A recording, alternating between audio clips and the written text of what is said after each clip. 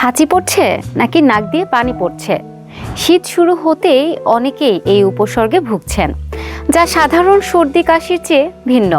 শীতকাল শুরু হওয়ার সঙ্গে সঙ্গে অনেকের মধ্যে এই ধরনের অ্যালার্জির সমস্যা বাড়তে শুরু করেছে।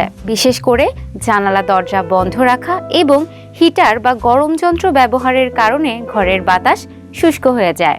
এই পরিবেশে ধুলাবালু, ডাস্ট মাইট, পোষা প্রাণীর লোম ও খুশকি, ছত্রাক বা মোল্ডের কারণে অ্যালার্জি দেখা যায়। বিশেষ করে বিছানা, বালিশ, কম্বল, কার্পেট ও পর্দা এসব জীবাণুর জন্য আদর্শ স্থান। বাথরুম, রান্নাঘর বা বেসমেন্টের মতো স্যাঁতস্যাঁতে জায়গাতেও ছত্রাক জন্মায়, যা শ্বাসের সঙ্গে শরীরে প্রবেশ করে অ্যালার্জির উপসর্গ সৃষ্টি করতে পারে।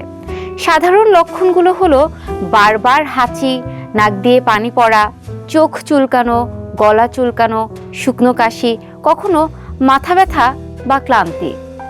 বিশেষজ্ঞরা বলছেন, নিয়মিত ঘর পরিষ্কার রাখা, বালিশ ও কম্বল গরম পানিতে ধোয়া, ফিল্টারযুক্ত ভ্যাকুয়াম ক্লিনার ব্যবহার করা এবং পোষা প্রাণীকে শোবার ঘর থেকে দূরে রাখা অ্যালার্জি নিয়ন্ত্রণে রাখে।